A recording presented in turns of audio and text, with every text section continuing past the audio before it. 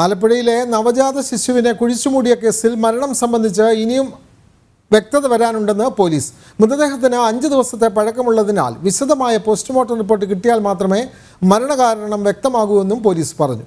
കുഞ്ഞിന്റെ മൃതദേഹം ബന്ധുക്കൾ ഏറ്റുവാങ്ങി സംസ്കരിച്ചു. പോസ്റ്റ്മോർട്ടം നടപടികൾ പൂർത്തിയായതോടെ കുഞ്ഞിന്റെ മൃതദേഹം ബന്ധുക്കൾ ഏറ്റുവാങ്ങി.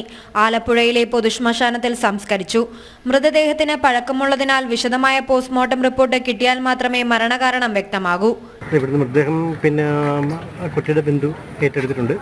അതിപ്പോൾ നമ്മൾ ശ്മശാനത്തിലേക്ക് കൊണ്ടുപോയി ആലപ്പുഴ മുനിസിപ്പാലിറ്റിയുടെ ശ്മശാനത്തിൽ സംസ്കരിക്കും. അതിൻ്റെ NOC കിട്ടിയിട്ടുണ്ട്. അങ്ങോട്ട് കൊണ്ടുപോയായിരുന്നു. കാരണം പെൺകുട്ടിയുടെ അപ്പനും അമ്മയും അതുപോലെ തന്നെ ഈ ചെറുക്കൻ്റെ അപ്പനും അമ്മയൊക്കെ അതിന് വില്ലിങ് ആയിരുന്നു. ഇവരെ പറയായിരുന്നെങ്കിൽ ഇങ്ങനൊരു സംഭവം ഉണ്ടായില്ലായിരുന്നു. ആ ഒരു കുഞ്ഞിൻ്റെ ജീവൻ പോയില്ലേ. സാമ്പിളുകൾ ശാസ്ത്രീയ പരിശോധനയ്ക്ക് അയക്കും. കേസിൽ 1-ാം പ്രതിയായ യുവതിയെയും 2-ാം പ്രതിയായ ആൺസുഹൃത്തിനെയും റിമാൻഡ് ചെയ്തു. പോലീസ് കസ്റ്റഡിയിലുണ്ടായിരുന്ന 3-ാം പ്രതിയുടെ അറസ്റ്റും രേഖപ്പെടുത്തി. കുഞ്ഞിനെ കൊലപ്പെടുത്തി കുഴിച്ചിട്ടതാണോ പ്രസവത്തിൽ മരിച്ചതാണോ എന്ന കാര്യത്തിലാണ് ഇനി വ്യക്തത വരേണ്ടത്.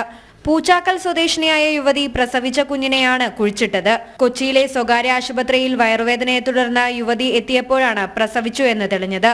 കുഞ്ഞിനെ അമ്മത്തൊട്ടിലിൽ ഏൽപ്പിച്ചു എന്നാണ് യുവതി ആദ്യം പറഞ്ഞത്. പ്രസവത്തെ തുടർന്ന് മരിച്ച കുഞ്ഞിന്റെ മൃതദേഹം മറവു ചെയ്യാൻ യുവതിയുടെ കാമുകനായ തകഴി സ്വദേശി തോമസിനെ ഏൽപ്പിച്ചു എന്നാണ് പിന്നീട് പോലീസിനോട് പറഞ്ഞത്. തോമസ് യുവതി കൈമാറിയ കുഞ്ഞിനെ സുഹൃത്ത് അശോകും ഒത്തുചേർന്ന് കുന്നുമ്മ മുട്ടിച്ചിറ ഭാഗത്ത് കുഴിച്ചിടുകയായിരുന്നു. കുഞ്ഞിനെ യുവതി കൈമാറിയപ്പോൾ ജീവനില്ലായിരുന്നു എന്നാണ് തോമസും പോലീസിനോട് പറഞ്ഞത്. ജനം, ആലപ്പുഴ.